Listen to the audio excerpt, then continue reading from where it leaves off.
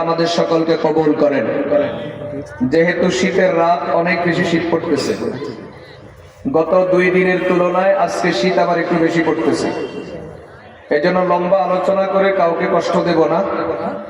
ইনশাআল্লাহ খুব অল্প সময় কথা বলেই আল্লাহ তাআলা দয়া করলে, মেহেরবানি করলে ইনশাআল্লাহ আমরা আলোচনা শেষ করব। প্রিয় ভাইয়েরা, বন্ধুরা আমার, আল্লাহ তাআলা আমাদেরকে যত নেয়ামত দান করেছেন, সকল নেয়ামতের মধ্যে সবচেয়ে দামি নেয়ামত হলো 4টা। 4টা নেয়ামতের আলোচনা করবার আগে একটু সংক্ষেপে ধারণা নেওয়া দরকার যত নেয়ামত মানে কি। প্রিয় ভাই ও বন্ধুগণ, বিশ্ববিখ্যাত মুফাসসির আল্লামা সৈয়দ মাহমুদ আলুসি বাগদাদি রহমতুল্লাহ আলাইহি ওনার লিখিত অমর তাফসীর গ্রন্থ রুহুল মাআনিতে তিনি উল্লেখ করেছেন, সারা পৃথিবীতে যদি একদিন একসাথে বৃষ্টি হয়, সাধারণত সারা পৃথিবীতে একদিন একসাথে বৃষ্টি হয় না। এক দেশে হয়তো আরেক দেশে হয় না, এক জেলায় হয়তো আরেক জেলায় হয় না। যেমন আমাদের দেশে এখন শীতকাল, প্রচন্ড শীত, কিন্তু পৃথিবীর কোন কোন দেশে শীতের পাশাপাশি এখন বৃষ্টিও হচ্ছে। আমাদের দেশে যখন শীত হয় তখন বৃষ্টি হয় না, শীতকালে বৃষ্টি হওয়া এটা অস্বাভাবিক বিষয় মনে হয়। কিন্তু পৃথিবীর এমন বহু দেশ আছে যেখানে বৃষ্টি হওয়া স্বাভাবিক বিষয়, শীতের সাথেই বৃষ্টি হয়। তো গোটা পৃথিবীতে একদিন একসাথে বৃষ্টি হয় না, সারা দেশেও একদিন একসাথে বৃষ্টি হয় না। তথাপিও তিনি উদাহরণ দিয়েছেন, যদি গোটা পৃথিবীতে একদিন একসাথে বৃষ্টি হয়, কি পরিমাণ পানির ফোঁটা হবে, কি পরিমাণ ফোঁটা পড়বে, এটা গণনা করবার মতো, হিসাব রাখবার মতো ক্ষমতা পৃথিবীর কারণে। শুধু একজন বলতে পারেন, তিনি হলেন কে? ওয়া হুয়া ইয়ালামু আদাদা কাতরিল মা। তিনি সেই সত্তা যিনি বলতে পারেন আসমান থেকে প্রতি বছর কি পরিমাণ বৃষ্টির ফোঁটা পড়ে। তিনি বলতে পারেন পৃথিবীর শুরু থেকে কিয়ামত পর্যন্ত গোটা পৃথিবীতে কোন এলাকায় কত ফোঁটা বৃষ্টির পানি পড়বে। এটা একমাত্র যিনি বলতে পারেন তিনি হলেন আল্লাহ। ওয়া হুয়া ইয়ালামু আদাদা আওরাকিশ শাজার। গোটা পৃথিবীতে কতগুলা গাছ আছে, সব গাছের মধ্যে কি পরিমাণ পাতা আছে, শুকনো কয়টা, তাজা কয়টা, কয়টা পাতা গাছে থাকবে, কয়টা পাতা ঝরে যাবে, কয়টা পাতা কাঁচা অবস্থায় পড়বে, কয়টা পাতা শুকাইয়া পড়বে, এই সব কিছু একমাত্র যিনি জানেন তিনি হলেন কে? আল্লাহ। প্রিয় ভাইয়েরা আমার, আল্লাহর কুদরত বুঝাবার জন্য একটা উদাহরণ দেই।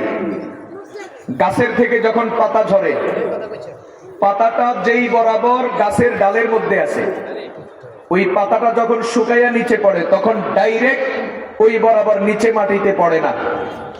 লক্ষ্য করেছেন কিনা? যদি না করেন আগামীকাল খেয়াল করবেন, এটা গাছের নিচে দাঁড়িয়ে থাকবেন আমার কথাটা পরীক্ষা করবার জন্য। যেই পাতা গাছের ডালে যেই বরাবর আছে, ওই পাতাটা ওখান থেকে পড়া শুরু করলে ডাইরেক্ট ওই বরাবর নিচে পড়বে না, বরং ঘুরতে ঘুরতে ঘুরতে ঘুরতে দূরে গিয়া পড়বে। প্রিয় ভাইয়েরা আমার, আমার আল্লাহ এমন কুদরতওয়ালা, এমন ইলমওয়ালা, একটা পাতা গাছের ডাল থেকে আলাদা হওয়ার পরে এই পাতাটা কয়টা ঘোরা দিয়া কোন জায়গাতে পড়বে এটাও আল্লাহ তাআলা জানেন। কোন দিন থেকে জানেন? ইয়াউমা খালাকাস সামাওয়াতি ওয়াল আরজ, যেদিন তিনি আসমান জমিন সৃষ্টি করেছেন ওই দিন থেকে জানেন। তো কথা বলছিলাম, এই বাচ্চাদেরকে থামান, এই বাচ্চাগুলি কার কোলে নিয়ে বসেন, বাচ্চাকে কোলে নিয়ে বসেন, দুষ্টামি করতে দিবেন। বাচ্চাদেরকে কোলে নিয়ে বসেন, যাদের সাথে বাচ্চা আছে বাচ্চা কোলে নিয়ে বসেন। এই ওখান দিয়ে যারা একসাথে এসে ওরা দুষ্টামি করতেছে, খবরদার। এই সামনে আগাও, সামনে আগাও, সামনে চলে আসো, আসো সামনে আসো, চলে আসো। হ্যাঁ, বয়ান শোনো, কথা বলবো না, খবরদার।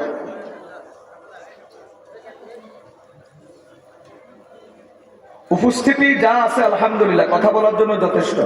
তবে ডিস্টার্ব না করলে হলো, কথাবার্তা হাসাহাসি বন্ধ রাখতে হবে। শুনেন, কথা বলছিলাম গোটা পৃথিবীতে একদিন একসাথে বৃষ্টি হলে কি পরিমাণ পানির ফোঁটা হবে যেটা গণনা করা অসম্ভব।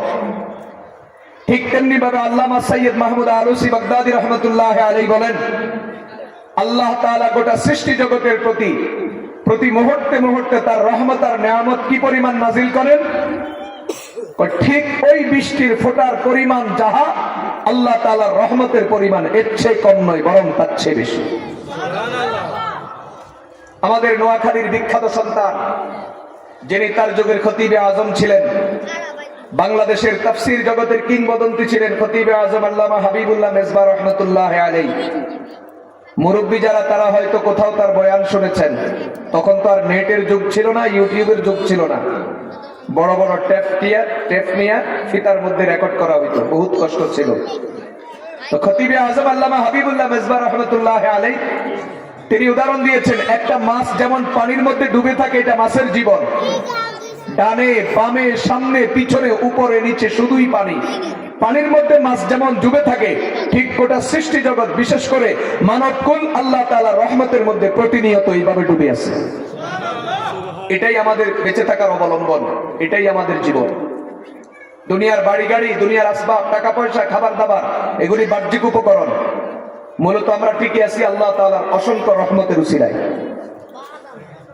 প্রিয় ভাই ও বন্ধুগণ, আমি বুঝাবার জন্য শুধু উদাহরণস্বরূপ আমার আপনার দেহ থেকে এক দুইটা উদাহরণ দিই। যেমন আল্লাহ রাব্বুল আলামিন আমাদেরকে চোখ দান করেছেন, প্রত্যেককে দুইটা করে চোখ দিয়েছেন। কয়টা করে? আমাদের প্রত্যেকটা চোখের ভিতরে 16টা করে পার্ট, 16টা করে অংশ আছে। এটাকে আমি আমার ভাষায় বললে এভাবে বলি, 16টা মেশিন। এক চোখের মধ্যে মেশিন কয়টা? 16টা। দুই চোখে 32টা। একটু চিন্তা করেন, আমি শুধু বুঝবার জন্য একটু উদাহরণ দিই। আমাদের চোখের দাম কত? আমাদের চোখের এই 16টা পার্টের প্রত্যেকটার আলাদা নাম আছে। চোখের ডাক্তারের কাছে গেলে দেখবেন বড় করে চোখের চিত্র দেওয়া আছে, আর 8 টেনে টেনে নাম লেখা আছে কোনটার কি নাম। একটাকে বলে রেটিনা, একটাকে বলে কর্নিয়া, একটাকে বলে কনজাংটিভা, একটাকে বলে পিউপল, একটাকে বলে আইরিশ। এইভাবে 16টার আলাদা আলাদা নাম আছে। আমি শুধু বুঝাবার জন্য বলি, আল্লাহ তাআলা কোনো মানুষকে এক চোখের ভিতরে যদি একটা, আমি কর্নিয়ার মূল্যটা বলি, যদি না দেন, অথবা আল্লাহ তাআলা দিয়েছেন নষ্ট হয়ে গেছে, এখন চিকিৎসার মাধ্যমে এটা আপনাকে কি করতে হবে? প্রতিস্থাপন করতে হবে। তাহলে একটা কর্নিয়ার বর্তমান বাজার মূল্য 23,000 মার্কিন ডলার, মানে বাংলাদেশি টাকায় প্রায় 25 লক্ষ টাকা। কি ভাই, আপনাদের মুখ দিয়ে কোনো কথা বের হয় না? এক চোখের একটা অংশের মূল্য 25 লাখ বর্তমান বাজারে। তো বলেন তাহলে আরো 15টা পার্ট আছে প্রত্যেকটা চোখের মধ্যে, বলেন ওইটার দাম কত? তাহলে বলেন এক চোখের দাম কত? তাহলে বলেন দুই চোখের দাম কত? এখন বলেন আল্লাহ তাআলা দুই চোখ নামক আপনাকে যে নেয়ামত দান করেছেন, এটার দাম কত কোটি টাকা? শেষ করতে পারবেন কখনো গণে? পারবেন কখনো? এই চোখের মাধ্যমে আমরা রাত দিন আলাদা বুঝি, লাল কালা সাদা নীল বেগুনি, আলো অন্ধকার, সব কিছু আমরা আলাদা আলাদা অনুধাবন করতে পারি। আর আল্লাহ তাআলার কুদরত, আমরা চোখে যা দেখি সাথে সাথে এটা ব্রেনের কাছে ট্রান্সফার হয়ে যায়, তথ্য ওখানে সংরক্ষিত থাকে আজীবন। সুবহানাল্লাহ বলেন। আরেকটা উদাহরণ দিই, জিহ্বা। আল্লাহ তাআলা আমাদেরকে জিহ্বা দান করেছেন। একটা মানুষের জিহ্বা 2.5 থেকে 3 ইঞ্চি লম্বা, অথচ একটা গরুর জিহ্বা 10 থেকে 12 ইঞ্চি। একটা গরু এত বড় জিহ্বা নিয়া, 10 থেকে 12 ইঞ্চি জিহ্বা নিয়া সারা জীবন কখনোই একটা শব্দ উচ্চারণ করতে পারে নাই। শুধু একটাই পারে, হাম্বা। গরম লাগলেও, শীত লাগলেও, মারলেও, দড়ি টানা পড়লেও, সর্ব অবস্থায় গরু একটা আওয়াজ দিতে জানে, তার নাম কি? এই ছাড়া আর কোন শব্দ সে উচ্চারণ করতে পারে না। অথচ আল্লাহ তাআলা তাকে কত বড় জিহ্বা দিয়েছেন, 10 থেকে 12 ইঞ্চি লম্বা জিহ্বা।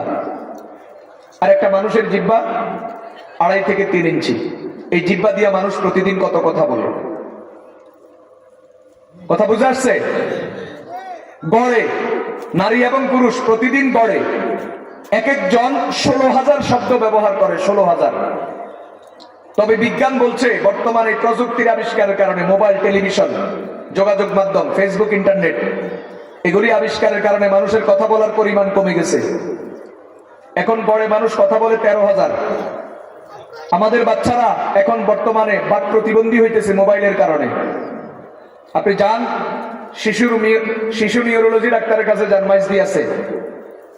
আপনি যান শ্যামলী শিশু হসপিটালে যান, মিরপুর 2 নম্বর ডাক্তার এমআর খান শিশু হসপিটালে যান, ফিজির ইফনাতে যান যেখানে অটিজম বাচ্চাদের চিকিৎসা হয়, যান চট্টগ্রাম মেডিকেল কলেজে যান। সব জায়গাতে সারা পৃথিবীর সকল ডাক্তার বিশেষজ্ঞ একমত, বাচ্চাদের হাতে মোবাইল তুলে দেওয়া আর 10টা বিষের বোতল তুলে দেওয়ার মধ্যে কোনো তফাৎ নাই। একটা বাচ্চা বেঁচে থেকেও জীবন শেষ হয়ে যাবে শুধু মোবাইলের কারণে। সুস্থ বাচ্চা মায়ের গর্ভ থেকে জন্মগ্রহণ করেছে, কোনো সমস্যা নাই, খিচুড়ি নাই, প্রতিবন্ধীরা শারীরিকভাবে পূর্ণ সুস্থ, কিন্তু এরকম এখন বাচ্চা বয়স হয়ে যাচ্ছে, 3 বছর 4 বছর বয়স হচ্ছে, কথা বলছে না, মেধার বিকাশ হচ্ছে না, একমাত্র বাধা মোবাইল। মোবাইল দিয়া মা কান্না থামায়, মোবাইল দিয়া মা খাবার খাওয়ায়, মোবাইল দিয়া মা কাজে চলে যায়, বাচ্চা বেশি জ্বালায়, এই জন্য মোবাইল দিয়া থামায়। এই মোবাইলের আসক্ত হতে হতে একটা পর্যায়ে আজকে সুস্থ সবল বাচ্চা প্রতিবন্ধী হয়ে যাইতেছে। কথা বলেন ঠিক না ঠিক? এই অবস্থা থেকে আমাদের মায়েদেরকে বের হয়ে আসা দরকার। আপনি একটু কষ্ট থেকে বাঁচার জন্য বাচ্চার জীবনটাকে ধ্বংস করে দিচ্ছেন। আল্লাহর ওয়াস্তে বলি, আপনি যদি মা হয়ে থাকেন, নিজে একটু কষ্ট থেকে বাঁচার জন্য বাচ্চার হাতে মোবাইল দিবেন না। যদি দেন, আপনি মা নয়, আপনি ডাকাত। আপনি মা নয়, মা নামের ডাকাত। এই ডাকাতি করবেন না, সন্তানের জীবনকে বরবাদ করবেন না। একদিকে এই মোবাইলের কারণে পাপের বোঝা ভারী হইতেছে, মোবাইলের মধ্যে নাফরমানি বেশি, গুনাহ বেশি। একদিকে তো আখিরাত বরবাদ হচ্ছে, দুনিয়াও শেষ হয়ে যাচ্ছে। আজকে বাচ্চারা প্রতিবন্ধী হয়, সাইকোপ্যাথ, বদমেজাজ, অস্থির, হাইপার, অহরহ এখন বাচ্চাদের মধ্যে দেখা যাইতেছে ভাঙচুরের মেজাজ, কিছু হইলে গাদ দিকে আসে। এটার বড় কারণ মোবাইলে অভ্যস্ত হওয়া। এই বাচ্চার হাতে মায়ের একদিন আপনি খাবেন, আপনার বাচ্চায় আপনাকে মারতে আসবে শাসন করতে গেলে মোবাইলের কারণে। জিনে ধরা রোগীর যে অবস্থা, যেই বাচ্চা মোবাইলে আসক্ত হয় তার থেকে মোবাইল কেড়ে নেবেন, ঠিক জিনে ধরা রোগীর মতো আচরণ করবে মা বাবার সাথে। কথা বলেন ঠিক তবে ঠিক? একটা সময় মানুষ গড়ে কথা বলতো 16,000 প্রতিদিন শব্দ, এখন কমে গেছে 13,000, সামনে আরো কমবে। যাই হোক, নারী আর পুরুষকে যদি আলাদা করেন, গবেষকদের দাবি পুরুষের তুলনায় নারীরা কথা বেশি বলে। একজন পুরুষ সাধারণত গড়ে প্রতিদিন শব্দ ব্যবহার করে 7,000, আর সেই জায়গাতে একজন নারী প্রতিদিন গড়ে শব্দ ব্যবহার করে 20,000। তার মানে পুরুষের তুলনায় নারী প্রায় 3 গুণ কথা বলে। এটা অবিবাহিত যারা, তারা যদি নাও বুঝেন, বিবাহিত যারা তারা ঠিক মতো এটা পাইতেছেন, নারীরা যে কথা বেশি বলতে পারে। আর যদি না বুঝেন, আপনার কপাল খারাপ, আমার কিচ্ছু করার নেই। কথা বুঝতেছেন? আল্লাহ তাআলা বুঝার তৌফিক দান করুন। আমাদের মা বোনরা আমলনামা বরবাদ করে, নেকামলকে ধ্বংস করে বেশি কথা বলে, এমন গল্প জোড়ায় দেয়, এমন কথা বলার টকুডে, কথা বলতে বলতে আসর কাজা হয়, মাগরিব কাজা হয়, খবরে নেয়। এরপরে মাথা তাদি তওবা তওবা, মাত্র শুরু করছিলাম, কোনখান দিয়ে নামাজের ওয়াক্ত গেছে। কথা বলেন ঠিক না বেঠিক? এক শব্দ বাড়াইয়া বলতেছি, বাড়াইয়া বলতেছি। পুরুষ যদি ঝগড়া করে, 2 পুরুষে ঝগড়া করে, 10 মিনিট 20 মিনিট পরে ঝগড়া শেষ, কথা বলার জন্য আর খুঁজে পায় না। আর নারীরা যদি ঝগড়া শুরু করে, সকাল 10টায় শুরু করছে, ঝগড়া করছে 12 ইঞ্চি, ঝগড়া করছে। গ্রামে মহিলাদের ঝগড়া দেখেননি? ঝগড়া করে 12 আঁধে। এরপরে গোসল করতে গেছে, হ্যাঁ ঝগড়া করে। নামাজ পড়ছে, নামাজের পরেও ঝগড়া করে, আসর পর্যন্ত ঝগড়া করছে।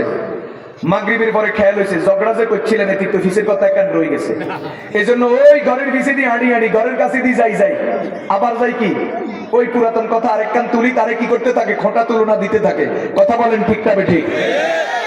মহিলারা যদি মোবাইলে কথা বলার টকুডে, বান্ধবীর সাথে, নিজের আপুর সাথে, নিজের ভাবির সাথে কথা বলার যদি টকুডে, কথা বলতে বলতে ফ্রি মিনিট শেষ, এমবি শেষ, 10 মিনিট হাওলাত নিচে, ওইটাও শেষ, এখনো কিন্তু কথা শেষ হয়নি। কথা বলেন। পত্রিকাতে একটা গল্প দিছে, এটা বাস্তব না, তবে একটা গল্প পত্রিকায়, তবে শিক্ষণীয়। 2 মহিলার যাবজ্জীবন হয়েছে, যাবজ্জীবন মানে 30 বছর। তো জেলখানার বছর নাকি 9 মাসে, এটা 22 বছর হইয়া যায়। এমনি 30 বছর যাবজ্জীবন, কিন্তু জেলের হিসাবে 22 বছর। তো 2 মহিলা অপরাধ করেছে, সাজা যাবজ্জীবন কারাদণ্ড, মানে 22 বছর। এখন দুই মহিলা যাবজ্জীবন কাটাবে এক রুমের মধ্যে, কিভাবে কাটাবে? তো দুইজনে কষ্ট হলো, আমরা আমাদের লাইফ হিস্ট্রি, অতীতের ইতিহাস একটু পর্যালোচনা করি, আলোচনা করি। গল্প শুরু করেছে, 22 বছর খতম। জেলার এসে বলতেছে আপনাদের সাজার মেয়াদ শেষ, আজ থেকে আপনার মুক্ত বাতাসে ঘুরেন, আপনারা স্বাধীন, বেরিয়ে যান। একজনে মাথায় হাত দিয়ে বলে তো মাত্র কথা শুরু করছি, কোনখান দিয়ে 22 বছর গেল। আর একজনে বলতেছে আপা সমস্যা নাই, বাকি কথা ফোনে হবে, বাড়ির যান। কথা এখনো শেষ হয় নাই, 22 বছর শেষ। বুঝেন নাই কথা? সহজ একটা বক্তব্য, সহজ একটা কথা। একজন পুরুষ 1 মিনিট, 2 মিনিট, 3 মিনিট, 5 মিনিট, কিন্তু একজন মহিলা শুরু করলে 10 মিনিট কথা বলা হয়। এখনো মূল কথা যেটা বলার জন্য শুরু করছে এটার ধারে কাছেও নাই, কথা কয় না। আমি কথাগুলো তাদেরকে কটাক্ষ করার জন্য বলছি না, সাবধান হওয়ার জন্য বলছি। আমাদের মায়েরা নেকামল কম করে, যা করে বেহুদা গল্প গুজব করে, গীবত শাকায়েত করে, এই জাতীয় বেহুদা কথা বলে নিজের আমল নামাকে বরবাদ করে, নিজের আমলকে শেষ করে দেয়। আমল নামা শূন্য, আমল নামা খালি, কিচ্ছু নাই। আল্লাহ তাআলা আপনাদেরকে বুঝার তৌফিক দান করুন। কথা বুঝে আসছে? প্রিয় ভাইয়েরা আমার, কথা বলছিলাম, আল্লাহর দেওয়া জিহ্বা 2.5 থেকে 3 ইঞ্চি, প্রতিদিন 7,000 শব্দ ব্যবহার করেন। আল্লাহর দেওয়া জিহ্বা প্রতিদিন 20,000 শব্দ ব্যবহার করেন। অথচ আপনার থেকে বড় জিহ্বা, 4 গুণ বড় গরুর জিহ্বা, 12 ইঞ্চি লম্বা, একটা শব্দ উচ্চারণ করতে পারে না। কি বোঝা গেল? কথা বলা এটা আপনার বাহাদুরি নয়, এটা আপনার ক্যারিশমা নয়, এটা আপনার কৃতিত্ব নয়। আল্লাহ তাআলা আপনাকে দিয়া বলান, এজন্য বলতে পারেন। যদি জিহ্বার কৃতিত্ব হতো তাহলে আপনার থেকে কথা বলতো গরু। আপনি যদি 7,000 বলেন, গরু বলতো 4,28,000, কারণ গরুর জিহ্বা আপনার থেকে 4 গুণ বড়। কথা বলেন ঠিক না ঠিক? অথচ গরু একটা শব্দ উচ্চারণ করতে পারে না। আপনি প্রতিদিন 7,000, 8,000, 10,000, 16,000, 13,000 শব্দ ইউজ করেন, কারণ আল্লাহ তাআলা আপনাকে দিয়া বলান। এজন্য কোরআনে কারীমের সূরা আর রহমান আল্লাহ তাআলা মানব জাতির প্রতি, মানুষের প্রতি যত দয়া, অবদান আর অনুগ্রহের কথা বলেছেন, তার মধ্যে অন্যতম আল্লাহ এটাও বলেছেন, আল্লামাহুল বায়ান, তোমাকে কথা বলা আমি শিক্ষা দিয়েছি। প্রিয় ভাইয়েরা, বন্ধুরা আমার, ইমাম ফখরুদ্দিন রাজি রহমতুল্লাহ আলাইহি তার তাফসীরে কবীরে উল্লেখ করেছেন, আল্লাহ তাআলা মানুষকে আশরাফুল মাখলুকাত বানাইছেন, অন্যান্য জীব জানোয়ার থেকে মানুষকে শ্রেষ্ঠত্ব দিয়েছেন 12টা কারণে। 12টা কারণে মানুষ অন্যান্য জীব জানোয়ার থেকে শ্রেষ্ঠ। তার মধ্যে একটা কারণ, মানুষ কথা বলতে জানে, অন্য জানোয়ার কথা বলতে জানে না। আল্লাহ তাআলা কথা বলার শক্তি, বাক শক্তি একমাত্র মানুষকে দিয়েছেন। মুসলমান ভাইরা আমার, ভালো করে স্মরণ রাখবেন, কথা বলার শক্তি আল্লাহ দিয়েছেন। অতএব এমন কথা বলা যাবে না যেই কথা বলার কারণে আমলনামায় গুনাহ লেখা হয়, বরং এমন কথা বলতে হবে যেই কথা বলার কারণে আমলনামাতে নেকি লেখা হয়। একজন বিখ্যাত তাবিঈ হযরত ওমর বিন আব্দুল আজিজ রাহমাতুল্লাহি আলাইহি বলেছেন, যেই লোকটা জানে না কথাও আমলের অন্তর্ভুক্ত, আমরা নামাজ পড়ি, রোজা রাখি, দান খয়রাত করি, এটা যেমন আমল, আমাদের মুখের কথাও আমল। বলেন, আমাদের মুখের কথাও কি? আমি এখন যা বলতেছি এটাও আমল। আপনারা যে আমার সাথে উত্তর দিচ্ছেন, সুবহানাল্লাহ বলছেন, জি বলছেন, ঠিক বলছেন, এটাও আমল। ওমর বিন আব্দুল আজিজ রাহমাতুল্লাহি আলাইহি বলেন, যেই লোকটা জানে না তার মুখের শব্দ, মুখের কথাও আমলের অন্তর্ভুক্ত, এই লোকের গুনাহ বেড়ে যাবে। আর যেই লোকটা বিশ্বাস করে আমার আমল যেমন আমল, আমার মুখের কথাও আমলের অন্তর্ভুক্ত, এই লোকটার গুনাহ কমে যাবে, নেকের পরিমাণ বেড়ে যাবে। কারণ সে বেহুদা কথা বলবে না, মিথ্যা কথা বলবে না, গীবত শাকায়েত করবে না, কারো নামে অপবাদ দিবে না, কাউকে গালিগালাজ করবে না, বরং এমন কথাই বলবে যেই কথা বললে তার আমলনামায় নেকি লেখা হবে। তাফসীরে কুরতুবীর মধ্যে লেখা আছে, আল্লাহর কোন বান্দা যখন কথা বলবার জন্য, যখন মুখ খোলে, কথা বলার জন্য যখন আল্লাহর কোন বান্দা মুখ খোলে, তখন আমাদের দুই কাঁধে দুইজন ফেরেশতা থাকে, যারা আমাদের নেকি আর বদি লেখে। ডান কাঁধের ফেরেশতা নেকামল গুলা লেখে, বাম কাঁধের ফেরেশতা গুনাহগুলা লেখে। যখন মানুষ কথা বলার জন্য মুখ খোলে, তখন আমাদের দুই কাঁধের ফেরেশতা আমাদেরকে আল্লাহর নামে কসম দিয়া বলে, ও আল্লাহর বান্দা, এমন কথা বলিও না যেই কথা বলার কারণে আমরা তোমার আমল নামায় গুনাহ লিখতে হবে। বলেন আমরা এই জবান দিয়ে প্রতিদিন কি পরিমাণ গুনাহ কামাই, অথচ আল্লাহ তাআলা আমাদেরকে কথা বলার শক্তি দিয়া সমস্ত মাখলুক থেকে আমাদেরকে ভিন্ন করে দিয়েছেন। কথা বলেন ঠিক তবে ঠিক। এই বাচ্চাদের আওয়াজ বন্ধ করতে হবে, ঝামেলা, বড় ঝামেলা এটা। এই এই চুপ।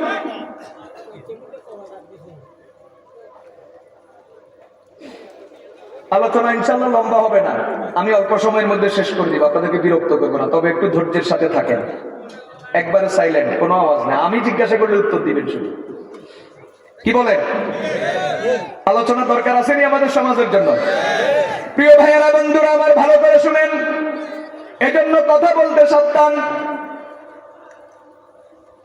মা ইয়ালফিজু মিন কাওলিন ইল্লা লাদাইহি রাকীবুন আতীদ।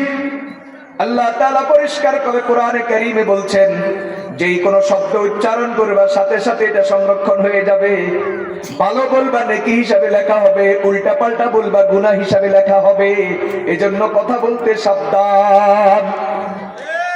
প্রিয় ভাইয়েরা, বন্ধুরা আমার, আল্লাহ তাআলা আমাদের প্রতি অসংখ্য অগণিত নিয়ামত দান করেছেন। তার মধ্যে এক নিয়ামতের দাম বললাম একটা জিহ্বা। এই জিহ্বা দিয়া মানুষ প্রতিদিন হাজার হাজার কথা বলে, কারণ আল্লাহ আমাদেরকে কথা বলার তৌফিক দিয়েছেন। গরুর এত বড় জিহ্বা কথা বলতে পারে না, কারণ আল্লাহ তাকে বলার শক্তি দেয় নাই। এই জিহ্বা দিয়ে আরেকটা উদাহরণ দিই। আমরা প্রতিদিন যা খাই, জন্ম থেকে মৃত্যু পর্যন্ত, যৌবনকালে, বার্ধক্যে, শিশু অবস্থায়, যত রকমের যত কিছু খাই, প্রত্যেকটা খাবারের স্বাদ আমরা আলাদা আলাদা অনুভব করি, করি কিনা? বরং আমাদের মুখের ভিতরে যেই কোনো খাবার দেওয়ার পরে গিলা আসবে তখন, চাবানি আসবে তখন, যখন জিহ্বায় স্বাদ লাগে। আগে জিহ্বায় স্বাদ অনুভব করে। মুখের ভিতরে খাবার দিবেন, আগে জিহ্বার কাছে স্বাদ লাগতে হবে। জিহ্বায় যদি বলে ওকে, জিহ্বায় যদি ক্লিয়ারেন্স দেয়, তাহলে দাঁতে চাবাবে, তারপরে নিচের দিকে গিলা যাবে, এরপরে পেটে হজম করবে। কথা বলেন ঠিক তবে ঠিক। জিহ্বায় যদি কয় সৈতন লবণ বেশি হয়েছে, জিহ্বায় যদি কয় ঠিক মতো তেল জাল হয় না, জিহ্বায় যদি কয় ঠিক মতো মশলা হয় না, জিহ্বায় যদি কয় ভালো করে জোশ লয় না, সব মেসেজ দেয় কে? জিহ্বায় যদি কয় ঝাল বেশি হয়েছে, জিহ্বায় যদি কয় কি আর এনছে কাসকি মাছের হেডের ভিতরে হাতুড়ি রয়ে গেছে, তিতা লাগে। জিহ্বায় যদি মেসেজ দেয় দাঁতে চাবাইবে না, নিচের দিকে গিলা যাবে না, পেট হজম করবে না। দাঁতের কাজ, হজমের কাজ, গিলার কাজ, পেটের কাজ, সব কাজ হওয়ার আগে আগে জিহ্বায় অনুমতি দিতে হবে।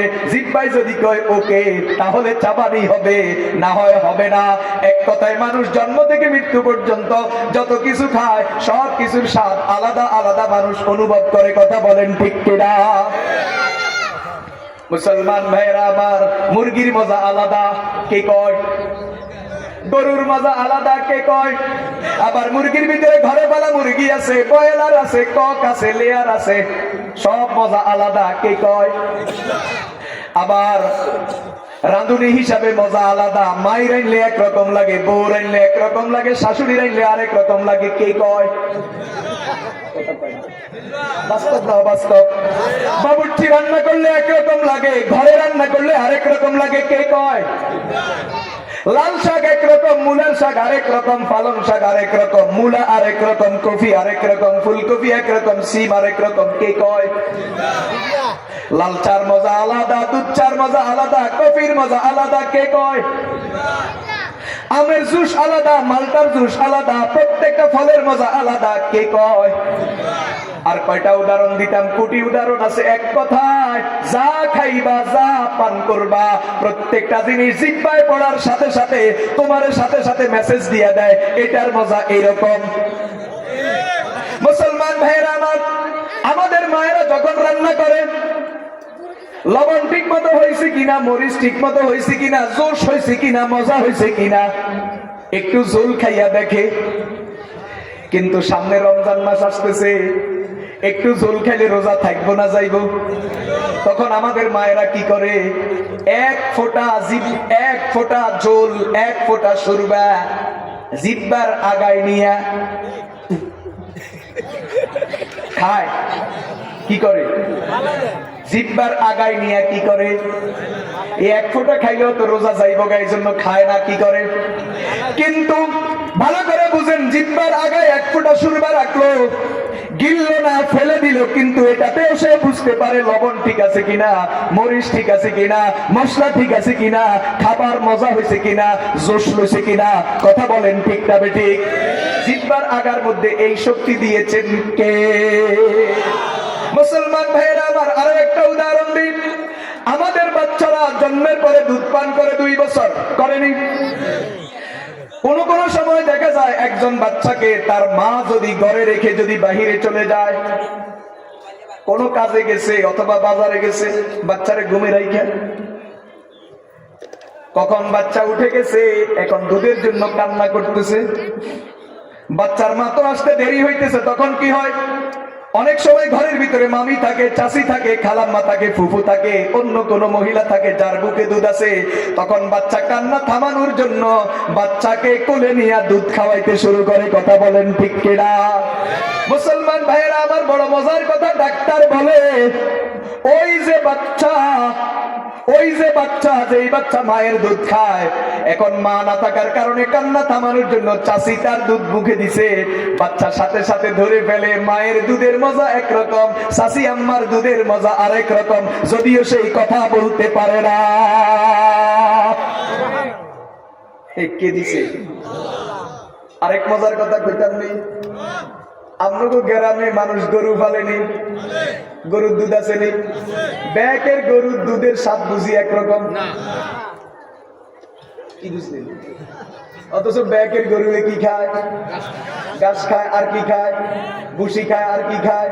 খল্লি খায়, কিন্তু স্বাদে বেশ কম। এই জন্য গ্রামের বুড়া মুরব্বী যারা, তারা কয় আইসা দুধ হওয়ার নাই, কথা কয় না, বেশ কম আসেনি? এই গরুর দুধে যেমন স্বাদে বেশ কম হয়, মায়ের দুধের স্বাদের বেশ কম হয়। এই জন্য ছোট্ট বাচ্চা যদিও কথা বলতে পারে না, হেতে বুঝে কিরে শাশির দুধ তো মজা নাই, অথবা কিরে আমার শাশির দুধ তো মায়ের দুধ থেকেও মজা, মায়ের দুধ যত স্বাদ এতদিন খাইছিলাম, চাষি আম্মার দুধ তো আরো মজা, বাকি সে বলতে পারে না। এখন প্রশ্ন হলো কারণটা কি? এই যে বাচ্চা মায়ের দুধের মজা আর শাশির দুধের মজা আলাদা করতে পারে, এই যে একজন মহিলা জিহ্বার উপর এক ফোঁটা ঝোল রেখা তরকারির স্বাদ টেস্ট করতে পারে, এই যে মানুষ জন্ম থেকে মৃত্যু পর্যন্ত কত রকমের কত কিছু খায়, প্রত্যেকটা জিনিসের স্বাদ আলাদা আলাদা অনুভব করতে পারে। কারণ কি? ডাক্তার বলে কারণ হইল আল্লাহ তাআলা প্রত্যেকটা বস্তুর স্বাদ আলাদা আলাদা নির্ণয় করার জন্য মানুষের এই ছোট্ট জিহ্বা 2.5 থেকে 3 ইঞ্চি জিহ্বার মধ্যে অল্প স্বল্প নয়, 1-2 নয়, 1-200 নয়, 1-2000 নয়, 8000 মেশিন ফিট করে রাখছে। ডাক্তারের ভাষায় এটাকে বলা হয় সুপার টেস্টার। এই কারণে মানুষ জন্ম থেকে মৃত্যু পর্যন্ত যত কিছু খায়, ওই 8000 মেশিনের কোনো না কোনো মেশিন প্রত্যেকটা বস্তুর খাবারের স্বাদ আলাদা আলাদা তোমারে বুঝাইয়া দিতে পারে। আল্লাহর নিয়ামতের কথা কত শুনবেন? মজা আসেনি? মাত্র জিহ্বার সুস্তি কইছি, বাকিগুলা রয়ে গেছে। মাত্র কি দিয়ে উদাহরণ দিলাম? চোখ আর জিহ্বা দিয়ে। আমার সময়ও শেষ হয়ে যাইতেছে, আমি তাড়াতাড়ি করতেছি। মুসলমান ভাইয়েরা, বন্ধুরা আমার, ভালো করে বুঝেন।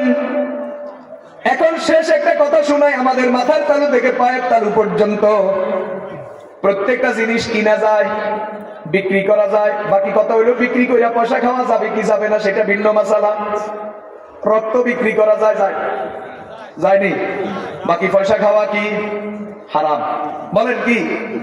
রক্ত দেওয়া যাবে কিন্তু বিক্রি করা যাবে না। দিলে একটা মানুষের জীবন বাঁচানোর সওয়াব পাইবেন। গ্রামে গ্রামে আসেনি ব্লাড ব্যাংক? এই যুবকেরা আসেনি? আত্মলো, যেখানে ব্লাড ব্যাংক আছে সদস্য হয়েছিল, আত্মলো। তোমার রক্ত দিয়া যদি, 1 ব্যাগ রক্ত দিয়া যদি কোনো রোগী যদি সুস্থ হয়, তুমি একজন মানুষকে জিন্দা করার নেকি পাইয়া যাবে। সুবহানাল্লাহ বলেন। যুবক আর নাইনি, দেখুন আত্মলো বলে হুজুর যদি আমি সুস্থ থাকি, অসুস্থ হলে দরকার নাই, যদি আমি সুস্থ থাকি, গায়ে যদি বল শক্তি থাকে, বাকি যে মিলে মোবাইল চালাও বল শক্তি থাকতো না, চলে যাবে, সব চলে যাবে। যদি বল শক্তি থাকে, যদি সুস্থ থাকি, যেখানে কি আছে ব্লাড ডোনেশনের ব্যবস্থা আছে, ব্লাড ব্যাংক আছে, আমি এটা সদস্য হয়ে যাব, মানুষের জীবন বাঁচাবো। সবাই বলেন আল্লাহু আকবার। 1 টাকাও নিব না। বেশির থেকে বেশি হাসপাতাল থেকে যদি গাড়ি ভাড়া লাগে সেটা নিব, সেটা জায়েজ আছে। রক্ত বিক্রি করে পয়সা খাবো না, রক্ত দিব। বলেন রক্ত দিব, বিক্রি করে পয়সা খাবো না। রক্ত বিক্রি করা যায়নি? আরে যায়, পয়সা খাবে না হারাম, দিও, খাইও না। দান করবেন, বিক্রি নয়। এভাবে কিডনি বেচা কিনা চলেনি, যদিও খাওয়া কি। মুসলমান ভাইয়েরা আমার, ভালো করে শুনেন, ভালো করে বুঝেন। কিডনি বিক্রি করা যায়, রক্ত বিক্রি করা যায়, আমাদের গায়ের চামড়া এটাও বিক্রি হয়। প্রতি ইঞ্চি চামড়া $9। বাংলাদেশি টাকা হিসাব করিয়ে কত টাকা? প্রতি ইঞ্চি চামড়ার মূল্য $9। মাথার তালু থেকে পায়ের তালু পর্যন্ত আমাদের দেহের ভিতরে যত কিছু আছে সব আলাদা আলাদা বিক্রি করা চলে। একজন মানুষের দেহের অঙ্গ প্রত্যঙ্গ সব কিনে কিনে যদি একটা মানুষের যদি বডি যদি সাজানো হয়, তাহলে একটা মানুষের দেহের মূল্য পড়ে বর্তমান বাজারে ৬,০০০ কোটি টাকার বেশি। আপনার দেহের দাম কত? ৬,০০০ কোটি টাকা। বাকি এটা যে ডাক্তার বলছে এর বাড়ি আমেরিকা, এই বলছে ডলার, তো আমি এটারে বাংলাদেশি টাকা দিয়ে হিসাব করে দিচ্ছি ৬,০০০ কোটি টাকা বেশি। একটা মানুষের দেহের মূল্য কত? আচ্ছা, তো দেহের দামেরা ৬,০০০ কোটি। শুধু দেহের নাম মানুষ নাকি পিছনে আরো কিছু আছে? কি আছে দেহের পিছনে? কি আছে বলেন? দেহের পিছনে কি আছে? বলেন না, বলেন না, বলেন না। আরে বলিলেন, সাহস করে বললে হবে। নিঃশ্বাস, রূহ। তো দেহের দাম ৬,০০০ কোটি টাকা, রূহের দাম কত? বলেন, এটার দাম দেওয়া সম্ভব না, এটা বিক্রিও সম্ভব না, কিনাও সম্ভব না। যেই জিনিস বাজারে বিক্রি করা যায় ওইটা দাম বেশি হইলেও কিনা যায়, যেটা বিক্রি করাই সম্ভব না ওটা কিনবেন কেমনে? এই জন্য কোরআনে কারিমে আল্লাহ পরিষ্কার বলেন, ওয়ায়াসআলুনাকা আনির রূহ কুলির রূহু মিন আমরি রাব্বি ওয়া মা উতীতুম মিনাল ইলমি ইল্লা কালিলা। ও বন্ধু, দুনিয়ার মানুষ আপনার রূহ সম্পর্কে জিজ্ঞাসা করবে, রূহের হাকিকত কি? আপনি ওদেরকে সোজা কথা বলে দেন, রূহের হাকিকত কি এটা বুঝার জন্য যে এলেম দরকার, যোগ্যতা দরকার, আমি আল্লাহ তোমাদেরকে এটা দিয়ে নাই। আরে ভাই, রূহের হাকিকত কি বুঝার যোগ্যতাই নাই, তো বেচবেন কেমনে, কিনবেন কেমনে? বলেন, দেহের দাম যদি ৬,০০০ কোটি টাকা হয়, এখন রূহের দাম কত হাজার কোটি টাকা হবে? এটা বলার মতো কোনো ক্ষমতা কারো আছে? তাহলে এখন বলেন আপনার দাম কত? এখন বলেন আল্লাহ তাআলা আপনারে কি পরিমাণ নেয়ামত দিয়েছে। সুবহানাল্লাহ বলেন। মুসলমান ভাইয়েরা, বন্ধুরা আমার, আমি একটু উদাহরণ দিয়ে বুঝাইতে চাইলাম আল্লাহ তাআলা আমাদেরকে কি পরিমাণ রহমত আর নেয়ামত দিয়ে লালন পালন করতেছেন। এখন চলেন আসল কথার দিকে চলেন। ইমাম ফখরুদ্দিন রাজি রহমতুল্লাহি আলাইহি বলেন, মানুষের প্রতি আল্লাহ প্রদত্ত যত নেয়ামত, কোটি কোটি নেয়ামত, তার মধ্যে বড় বড় নেয়ামত ৪টা। কয়টা? বাকিগুলা হলো তার সহযোগী, সহকারী। বাকিগুলা হলো তার পরিপূরক। মূল হলো ৪টা। ১ নাম্বার ঈমান। বলেন ১ নাম্বার কি? ২ নাম্বার কোরআন, ৩ নাম্বার সুস্থতা, ৪ নাম্বার সময়। বলেন বড় নিয়ামত কয়টা? ১ নাম্বার, ২ নাম্বার কোরআন, ৩ নাম্বার সুস্থতা, ৪ নাম্বার সময়। এই ৪টা হলো সবচেয়ে বড় নিয়ামত, বাকিগুলো হলো এর সহযোগী। আমি একটু সিরিয়াল ভঙ্গ করি, ১-২টা উদাহরণ দিই। সময়ের উপর প্রথম কথা বলি। সময় কত বড় দামি নিয়ামত।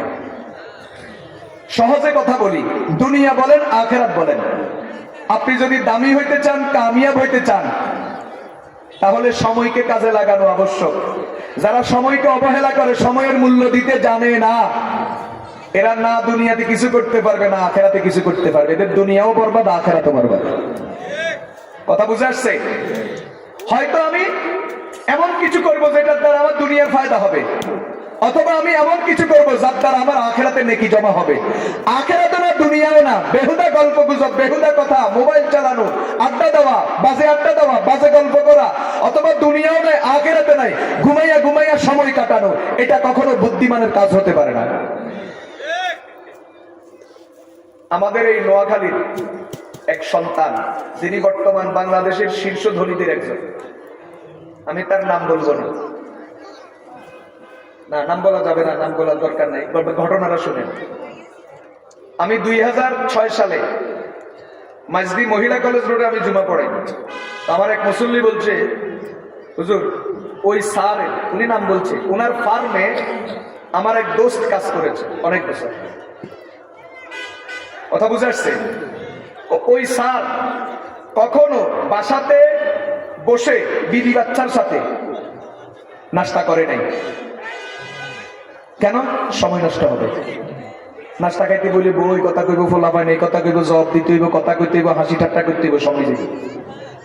এই জন্য উনি কি করেন, বাসা থেকে বাইর হইতে বক্সে করে নাস্তা নিয়ে গাড়িতে উঠেন, বাসা থেকে অফিসে আসতে আসতে মাঝপথে গাড়ির ভিতরে বসে বসে নাস্তা করেন।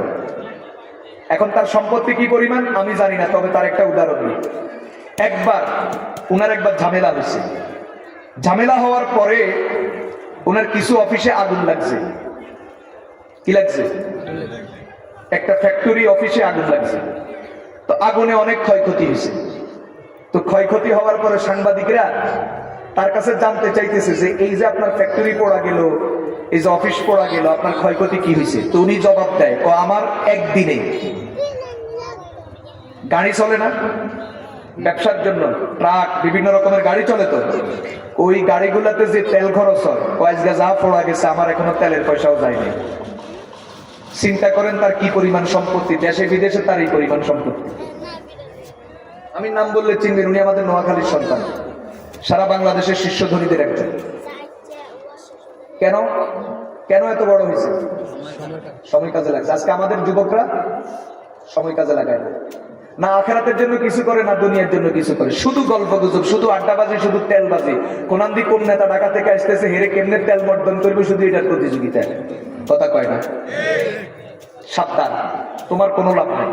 কাজে লাগাও, সময় কাজে লাগাও, পড়ালেখা করো, আদর্শ মানুষ হও। আমি তো তোমার এটা কই না যে আমার মতো জুব্বা গায়ে দিয়ে মাথায় টুপি লাগাই, মুখে লম্বা এক মুষ্টি দাড়ি নিয়ে তুমি আল্লাহওয়ালা হয়ে যাও, আমি এটা বলি না।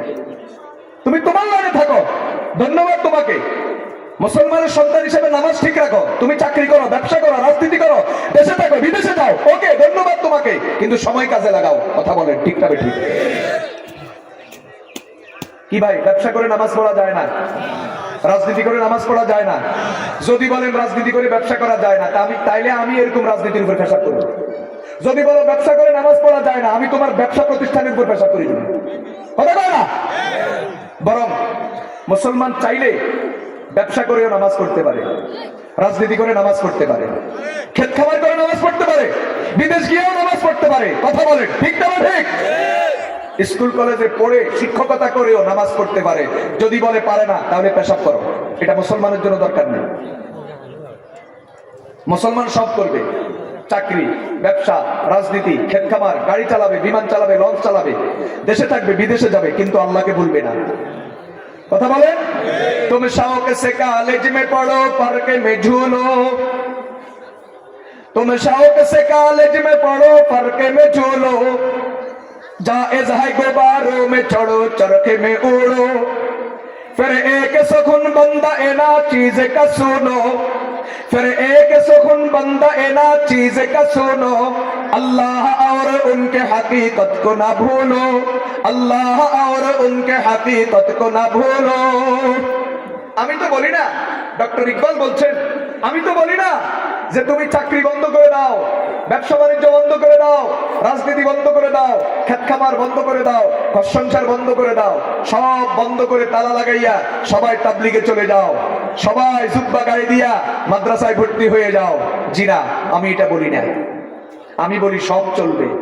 বলেন বলেন, সব চলবে। ব্যবসা চলবে, চাকরি চলবে, রাজনীতি চলবে, বিদেশ যাওয়া চলবে, ক্ষেত খামার চলবে, রাস্তায় গাড়ি চলবে, নদীতে লঞ্চ চলবে, আকাশে বিমান চলবে, সব চলবে, সাথে সাথে আল্লাহও থাকবে। কথা বলেন? এখন স্কুল কলেজের বন্ধুরা বলো, স্কুল কলেজে পড়ে নামাজ পড়া যায়নি, তুমি পড়ো না কেন? সোজা যাওয়া বলে হুজুর শতানে দিচ্ছে। বলে হুজুর শতানে দিচ্ছে। আরে বাবার সত্য কথাটা স্বীকার করো না। দোকানদারি করে নামাজ পড়া যায়নি, কিন্তু আমাদের দেশের কয় পার্সেন্ট দোকানদার নামাজ পড়ে? 90%? না বেনামাজি 90%? নামাজি 10%, 90% দোকানদার বেনামাজি। কিল্লে পড়ে না, সোজা কথা কন, শতানে দিচ্ছে।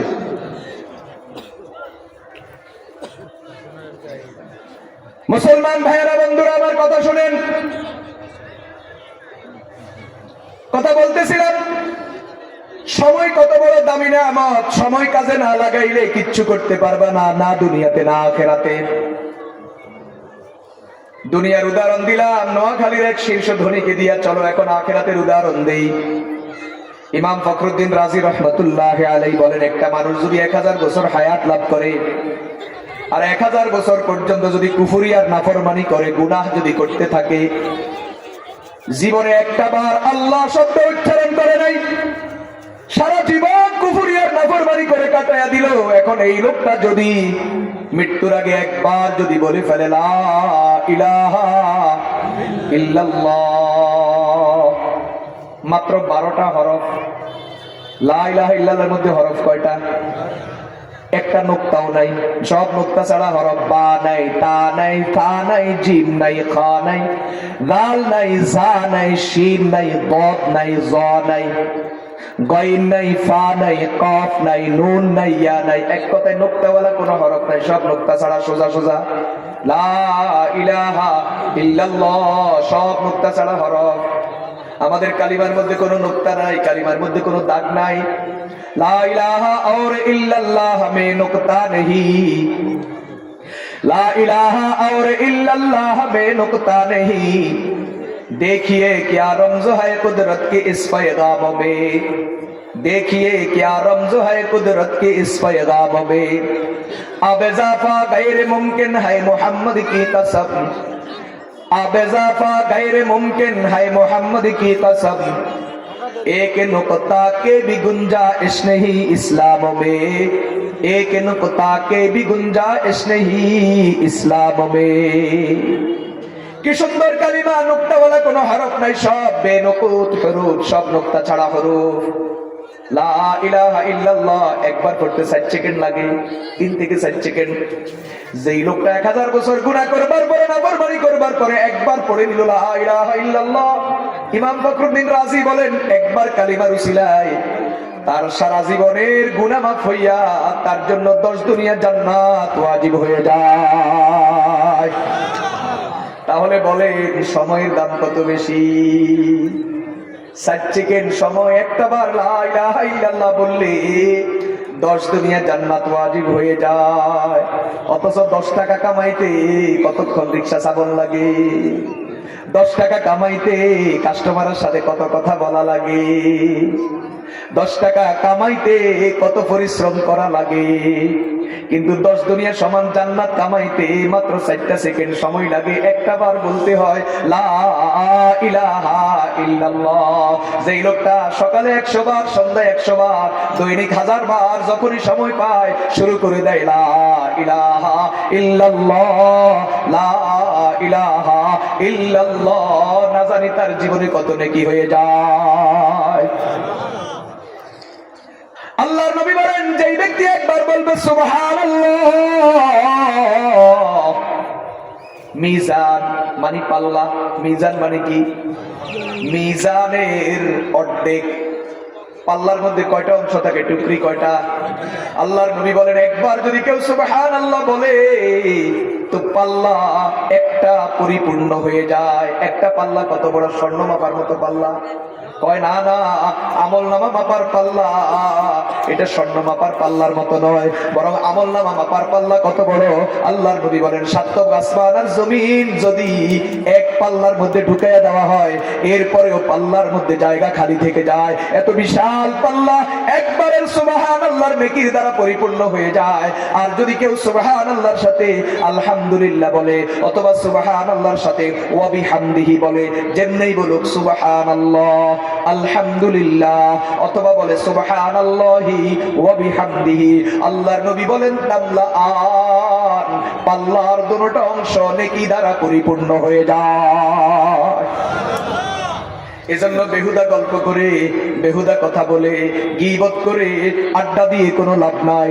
যখনই সময় পাবো, মুখে বলার দরকার, জোরে বলার দরকার নাই, তসবির দানাও টিপার প্রয়োজন নাই, মনে মনে ছোট্ট আওয়াজেও বলতে পারি সুবহানাল্লাহ, সুবহানাল্লাহ, ওয়ালহামদুলিল্লাহ, সুবহানাল্লাহি ওয়া বিহামদিহি, লা ইলাহা ইল্লাল্লাহ, লা ইলাহা ইল্লাল্লাহ। অথবা শুধু ইসমে জাতের জিকির, আল্লাহ আল্লাহ আল্লাহ আল্লাহ আল্লাহ। নামাজ পড়ার জন্য ওযু লাগে, নামাজ পড়ার জন্য কিবলামুখী হওয়া লাগে, নামাজ পড়ার জন্য ওয়াক্ত লাগে। হেঁটে হেঁটে নামাজ পড়া যায় না, শুয়ে শুয়ে নামাজ পড়া যায় না। কিন্তু জিকির এমন একটা আমল, এটা ওযু ছাড়াও করা যায়, ওযুর সাথেও করা যায়, কিবলামুখী হইয়াও করা যায়, দক্ষিণ দিকে ফিরেও করা যায়, হাঁটতে হাঁটতেও করা যায়, শুয়া শুয়াও করা যায়। এমনকি যখন মা বোনদের মাসিক থাকে, যখন নামাজ পড়া যায় না, কোরআন তেলাওয়াত করা যায় না, তখনও জিকির করা যায়। তরকারি কাটতে জিকির করা যায়, ঘর ঝাড়ু দিতে জিকির করা যায়, পাতিল মাজতে জিকির করা যায়, রান্না বান্নার কাজ করতে জিকির করা যায়, বাচ্চাকে দুধ খাওয়াইতেও জিকির করা যায়। লা ইলাহা ইল্লাল্লাহ, লা ইলাহা ইল্লাল্লাহ। আরে মুখ শক্ত হয়ে গেছে কয়টা। এখানে এমন মুসলমান আছেন যারা গত এক মাসেও 50 বার 10 বারও লা ইলাহা ইল্লাল্লাহ জিকির করে নাই, আছে নাকি? তো কিসের ইমানদার হলেন? লা ইলাহা ইল্লাল্লাহ, লা ইলাহা ইল্লাল্লাহ, লা ইলাহা ইল্লাল্লাহ, লা ইলাহা ইল্লাল্লাহ। মুখ খোলার অভ্যাস করেন, মুখে তালা দিয়েন না। দুনিয়ার বেহুদা গল্প করেন, বেহুদা কথা বলেন, গীবত শিকায়েত করেন, মিথ্যা বলেন, মানুষকে গালি দেন, মানুষকে খোঁচা দেন, সব বন্ধ করেন, সব বাদ দিয়ে দেন, আল্লাহর জিকির মুখে তোলেন। যদি আল্লাহর জিকির মুখে উঠে যায়, গীবত অটোমেটিক বন্ধ হবে, শিকায়েত বন্ধ হবে, মিথ্যা বন্ধ হবে, গালিগুলোজ বন্ধ হবে। যেই জবান দিয়ে আল্লাহর নাম উচ্চারণ হবে, এটার বরকতে ওই জবান দিয়ে কখনো গুনাহ হবে না। কথা বলেন ঠিক না ঠিক? মুসলমান ভাইয়েরা আমার, সময়ের মূল্য বুঝাবার জন্য আরেকটা উদাহরণ দিই। আল্লামা হাফেজ ইবনুল কাইয়িম জাওজিয়া রাহমাতুল্লাহি আলাইহি তার কিতাবের মধ্যে বলছেন, ইন্না ইযাআতাল ওয়াক্তি আশাদ্দু মিনাল মাউতি। দুনিয়ার মানুষ শুনে না, সময় নষ্ট করা এটা মৃত্যুর চেয়েও জঘন্য, মৃত্যুর চেয়েও ভয়াবহ সময় নষ্ট করা। কিল্লাই বুঝবানি কলিগা নাজা আতাল ওয়াক্তি তাকতাউকা আনিল্লাহি ওয়াদ দারিল আখিরাহ। কারণ মানুষ সময় নষ্ট করলে আল্লাহর রহমত থেকে দূরে সরে যায়। নাউজুবিল্লাহ বলেন। যেই লোকটা সময় নষ্ট করে তার প্রতি আল্লাহর রহমত থাকে না। ওয়াদ দারিল আখিরাহ, যেই লোকটা সময় নষ্ট করে তার আখিরাত বরবাদ হয়ে যায়। ওয়া ইন্নাল মাউতা ইয়াকতাউকা আনিদ দুনিয়া ওয়া আহলিহা। আর মৃত্যুর মাধ্যমে মানুষ দুনিয়া থেকে আলাদা হয়ে যায়। মৃত্যুর দ্বারা মানুষ দুনিয়া হারায়, সময় নষ্ট করার দ্বারা মানুষ আখিরাত হারায়, সময় নষ্ট করার দ্বারা মানুষের প্রতি আল্লাহর রহমত উঠে যায়। সবাই বলেন নাউজুবিল্লাহ। সময় নষ্ট করবেন না। সময়কে কোনো না কোনো কাজে, হয়তো পড়ালেখা, না হয় কামাই রুজি, না হয় ব্যবসা, কিচ্ছু নাই, আল্লাহর জিকির, সময় মতো নামাজ, ইবাদত বন্দেগী, কোনোটা ভালো লাগে না, মুখে তালা। মান সামাতা নাজা, যে চুপ থাকবে সেও নাজাত পেয়ে যাবে। সুবহানাল্লাহ কয় না রে? যে বলবে লা ইলাহা ইল্লাল্লাহ সেও পাবে নাজাত, যে বলবে সুবহানাল্লাহ আলহামদুলিল্লাহ সেও পাবে নাজাত, যে বলবে আল্লাহ আল্লাহ আল্লাহ সেও নাজাত পাবে। আজার কিচ্ছু বলা লাগে না, চুপ করে বসে রয়েছে, আমার নবীজি বলেন সেও নাজাত পেয়ে যাবে। আল্লাহ এই সমাজকে কবুল করেন, আমিন। প্রিয় ভাইয়েরা বন্ধুরা, 1 ঘন্টা শেষ, 1 ঘন্টা আমার টার্গেট, 1 ঘন্টা। এখন 2-4-5 মিনিট বোনাস ওয়াজ করুন, টাইম শেষ। কে কইছে? জি না কইলই বলি। আমারে এই যে আমার দোস্ত, কি নাম না, যিনি ফোনে যোগাযোগ করছেন, উনি সব বলছেন হুজুর শীতের রাত কষ্ট হইব, যত তাড়াতাড়ি শেষ করা। হ্যাঁ, আর কোনো কথা আছে? কথা বুঝে আসছে? শুনেন, কইলে হইতো না। আমি রাত্রে 2টায় ইনশাআল্লাহ ঢাকা রওনা হব। আগামীকাল দিনের বেলায় প্রোগ্রাম ঢাকা, এরপরে আবার রাত্রে নোয়াখালী প্রোগ্রাম। বুঝে আসছে? এটা শরীর মেশিন না। হ্যাঁ, তবে আপনাদের ধন্যবাদ জানাই। সেটা হলো আলহামদুলিল্লাহ, আপনারা মনোযোগ দিয়ে কথা শুনতেছেন, কথা বলতে মজা লাগছে। তবে আমার হাতে সময় নেই, তুলে সব কথা বুঝেন নাই? শোনেন, কথা শোনেন। জি না, আপনি বললেও হবে না, ইনশাল্লাহ দেখবেন শেষ হয়ে যাবে সময় মতো। আমি আমার টার্গেট মতো শেষ করে দিব ইনশাল্লাহ। তবে আপনাদেরকে ধন্যবাদ জানাই, শুকরিয়া আদায় করি। শীতের মধ্যে, ঠান্ডার মধ্যে বসে আছে, এটার বিনিময় দুনিয়ার কেউ দিতে পারবে না। দিবেন কে? আল্লাহ। আল্লাহ আমাদের সকলকে বিনা হিসাবে মাফ করে দেন, বিনা হিসাবে জান্নাত নসিব করেন। আয়োজক, বক্তা, শ্রোতা, উদ্যোক্তা, যাদের টাকা পয়সা ব্যয় হয়েছে, পুরো এলাকাবাসী সর্বস্তরের সকলকে আল্লাহ তাআলা মাফ করেন, পরকালে এই মাহফিলকে নাজাতের উসিলা বানান, সবাই বলেন আমিন। প্রিয় ভাইয়েরা আমার, ভালো করে শুনেন। এজন্য কথা বলতেছিলাম, যদি আমার দ্বারা কোনো কাজ করতে মনে না চায়, সংসারের কাজ করতে মনে চায় না, চাকরি বাকরি করতে মনে চায় না, দুনিয়ার কোনো কাজ করতে মনে চায় না, ইবাদত বন্দেগীও মনে চায় না, অন্তত 5 ওয়াক্ত নামাজ সময় মতো ঠিক রাখবো, সময় মতো ঘুমাবো, সময় মতো খাবো। এখন বর্তমান এমন এক সময় আমরা বসবাস করি যেই সময়ের যুবকরা ঠিক মতো খায় না, ঠিক মতো ঘুমায় না, ঘুমের টাইমে মোবাইল, খানার টাইমে ঘুম। এরা যুবক বন্ধু, তোমার বোঝার জন্য বলি, তোমার হাতে মোবাইল আছে, মোবাইলের ভিতরে এমবি আছে, আজকের একটা শুয়ে শুয়ে একটু পড়িও। একজন মানুষ সুস্থ থাকার জন্য কয় ঘন্টা ঘুমানো উচিত? একজন মানুষ সুস্থ থাকার জন্য রাত্রে কয়টার ভিতরে ঘুমানো উচিত? একজন মানুষ সুস্থ থাকার জন্য সকালের নাস্তা কয়টা বাজে করা উচিত? একজন মানুষ সুস্থ থাকার জন্য দুপুরের খাবার কয়টার ভিতরে খাওয়া উচিত? একজন মানুষ সুস্থ থাকার জন্য রাতের খাবার কয়টার ভিতরে খাওয়া উচিত? একজন মানুষ সুস্থ থাকার জন্য সকালের খাবার কি পরিমাণ হবে, দুপুরের খাবার কি পরিমাণ হবে, রাতের খাবার কি পরিমাণ হবে, একটু দেখি লইও। এই ইসলাম বাদ দাও, কোরআন হাদিস বাদ দাও। এরা যুবক, তুই অন্তত তোর ডাক্তারের কথা মান, যদি ডাক্তারের কথাও মানতি, তুই এরকম ধ্বংস হইতি না, অকেজু হইতি না, এসকেরাপ হইতি না। তুই না মানস ইসলাম, না মানস ডাক্তার, না মানস আখেরাত, না মানস দুনিয়া, না মানস আল্লাহ, না মানস মা বাবা। এই জন্য যা হওয়ার তা হইতেছে। কথা বলেন ঠিক কিনা? এখন যুবকদের রাতের বেলায় ঘুম নাই, সারা রাত ঘুম মারে, মোবাইল নিয়ে পড়ে থাকে, 2টা-3টা পর্যন্ত মোবাইল এমন চালায়। আমি ব্যাখ্যা দিতে পারবো না, তুমি নিজ দায়িত্বে বুঝে নাও তোমার আমি কি বুঝাইতে চাইছি। এই দেশে এমন বহু যুবক আছে, যেই যুবক সারা রাত মোবাইল এই পরিমাণ চালায়, শেষ রাতে তার কাপড় নষ্ট হইয়া যায়, গোসল ফরজ হইয়া যায়, এই নাপাক শরীর নিয়া দিনের 10টা-11টার মধ্যে 11টা পর্যন্ত গাদার মতো শুইয়া থাকে। এমন যুবক এই দেশে আছে কিনা? জীবন বরবাদ, যৌবন বরবাদ, ঈমান বরবাদ, আখিরাত বরবাদ। ঠিক না বেঠিক?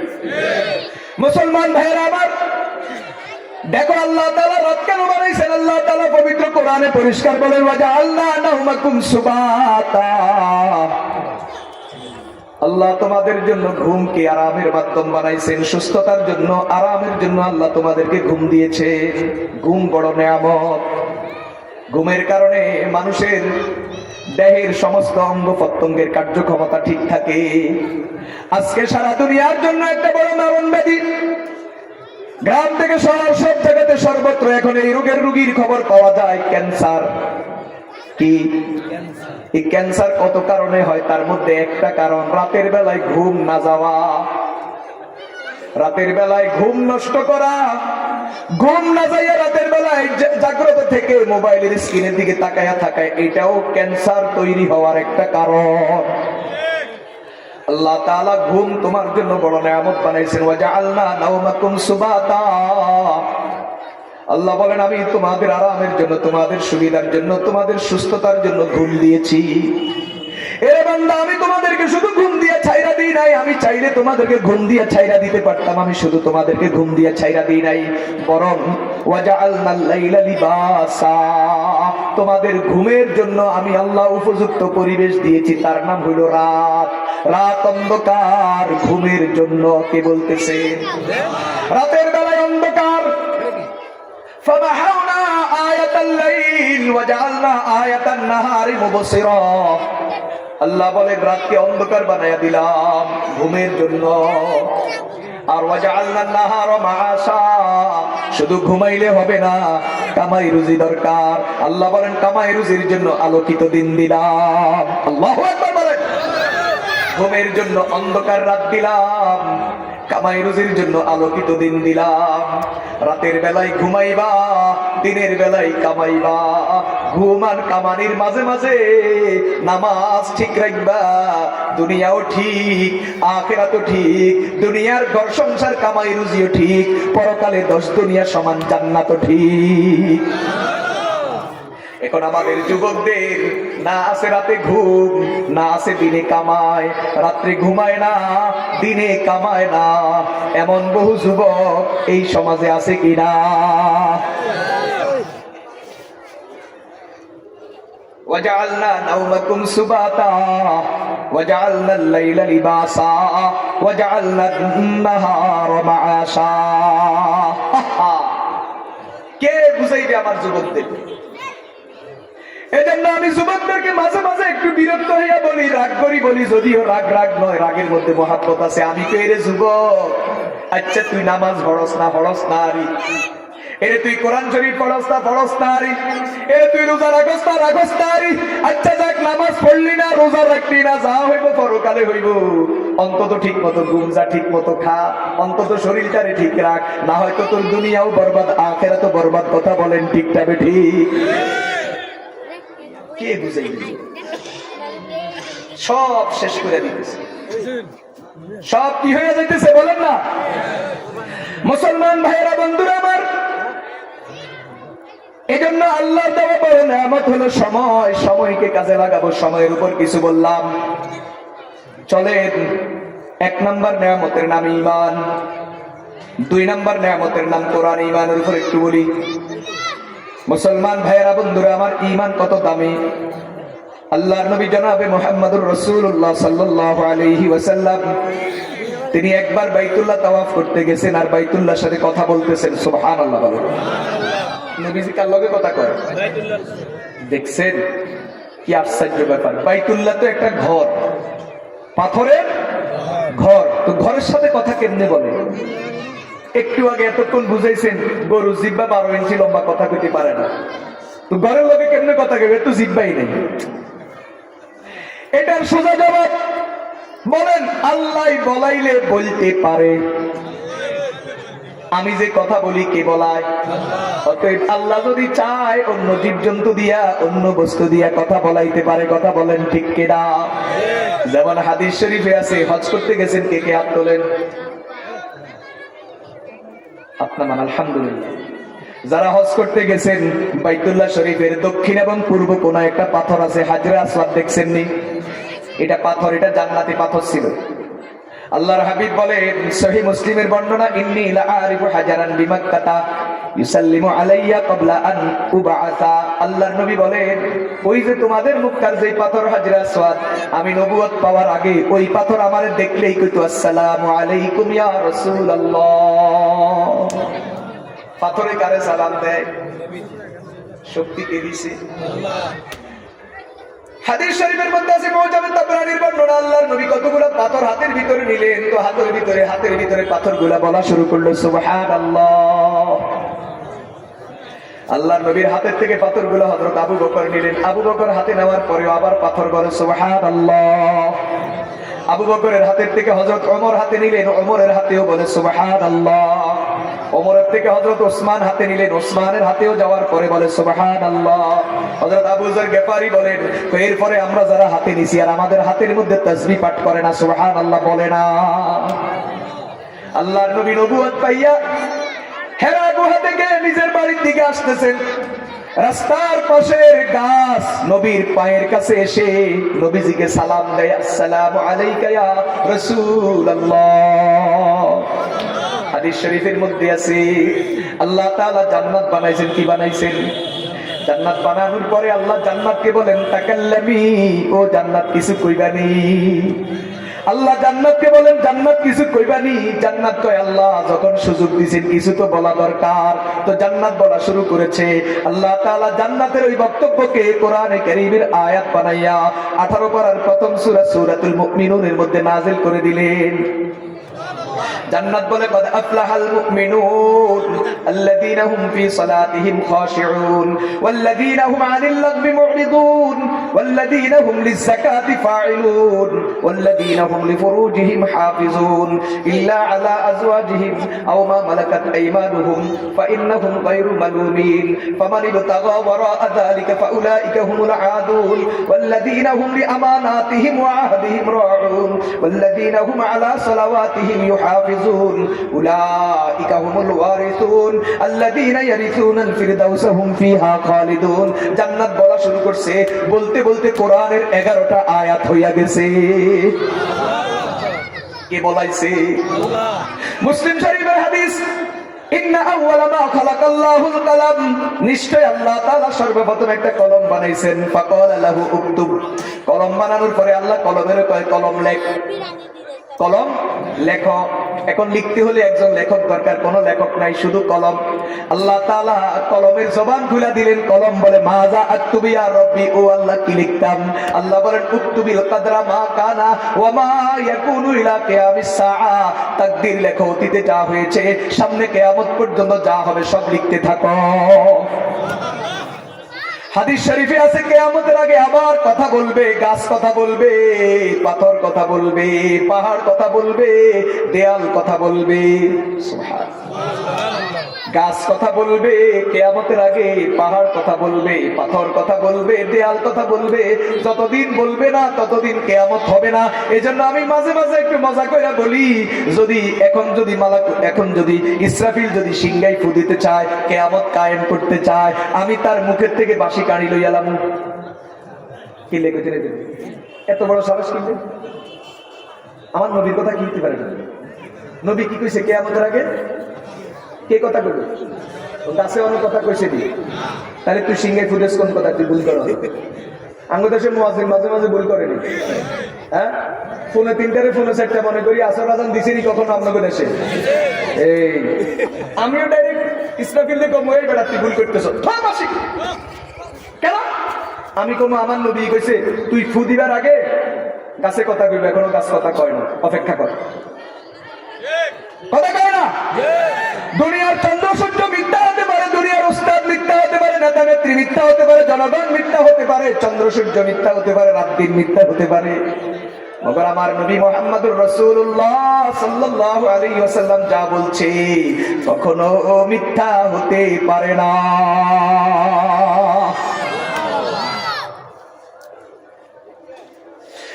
মুসলিম শরীফের হাদিস قال النبي صلى الله عليه وسلم لا تقوم الساعة حتى يختبي اليهود حتى يقتل المسلمون اليهود وحتى يختبي اليهودي من وراء الشجر والحجر فيقول الشجر والحجر يا مسلم تعال هذا يهودي خلفي خذوه فاقتلوه আমার নবীজি বলছেন যতদিন পর্যন্ত ইহুদি আর মুসলমানের যুদ্ধ না হবে ততদিন কিয়ামত হবে না আর যখন ইহুদি আর মুসলমানের যুদ্ধ হবে তখন ইহুদিরা মুসলমানের হাত থেকে বাঁচার জন্য গাছের পিছনে পালাবে দেয়ালের পিছনে পালাবে পাথরের পিছনে পালাবে যেখানেই পালাবে কথার আওয়াজ আসবে গাছ কথা বলবে পাহাড় কথা বলে উঠবে পাথর কথা বলবে ইয়া মুসলিম ও মুসলমান নবীর উম্মত এদিকে আসো হাদা ইহুদিয়ুন খালফি খুযু ফাকতুলহু দেখ আমার পিছনে ইহুদির বাচ্চা পালাইছে ধর জবাই কর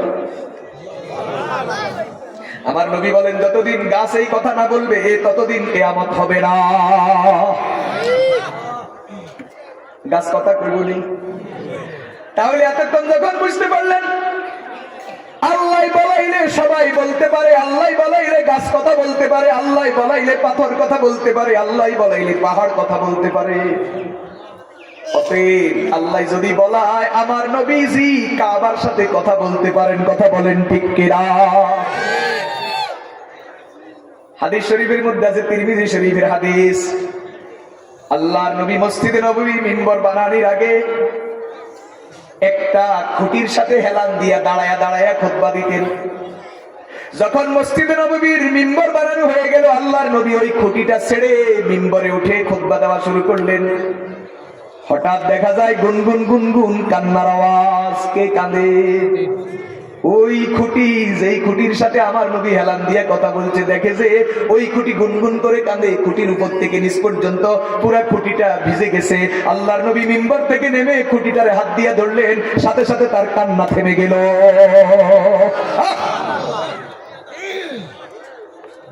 মুসলমান ভাইরা আমার, হযরত আব্দুল্লাহ ইবনে ওমর বলেন, আমার নবী বাইতুল্লাহ তাওয়াফ করেন আর বাইতুল্লাহকে লক্ষ্য করে বলেন, মা আযামাকি ওয়া আযামা হুরমাতাকি ওয়া মা আতয়াবাকি ওয়া আতয়াবা রিহাকি ওয়াল্লাযী নাফসু মুহাম্মাদিন বিয়াদিহি লা হুরমাতুল মুমিনি আযামু হুরমাতান ইনদাল্লাহি মিনকি।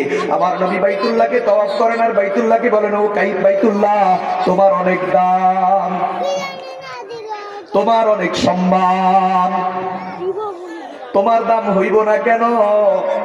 বাইতুল্লাহর দিকে ফিরি নামাজ পড়লে গুনাহ মাফ, বাইতুল্লাহরে তাওয়াফ করলে গুনাহ মাফ, বাইতুল্লাহর দিকে শুধু মুহাব্বতের নজরে তাকায়া থাকলেও গুনাহ মাফ। হযরত আলী রাদিয়াল্লাহু তাআলা আনহু বলছেন, চারটা জিনিস এমন যেদিকে তাকাইলেই সওয়াব হয়। এক নাম্বার, মা বাবার চেহারার দিকে তাকাইলে সওয়াব হয়, প্রত্যেক নজরে কবুল হজের সওয়াব পাওয়া যায়। এই কার কার মা বাপ জিন্দা আছে? তোলেন তোলেন আর তোলেন। আলহামদুলিল্লাহ, আপনার ঘরের ভিতরে জিন্দা কাবা আছে, যতবার তাকাইবেন ততবার হজের সওয়াব। যাদের নাই এরা পোড়া কপাল। এক নম্বর, মা বাবার চেহারার দিকে তাকাইলে নেকি হয়। দুই নম্বর, কাবার দিকে তাকাইলে নেকি হয়। তিন নম্বর, কোরআনে কারীমের দিকে তাকাইলে নেকি হয়। চার নম্বর, হক্কানি উলামায়ে কেরামের চেহারার দিকে তাকাইলেও নেকি হয়। বাইতুল্লাহর কত দাম, নামাজ পড়লে গুনাহ মাফ। মানুষ নামাজ পড়ে কার জন্য? কিন্তু নামাজ পড়ার জন্য শর্ত কি? কিবলার দিকে ফিরতে হবে নি, না হলে নামাজ হইব নি। আল্লাহ তাআলা পবিত্র কোরআনে পরিষ্কার বলছেন, কদ নারা তাকাল্লুবা ওয়াজহিকা ফিস সামা,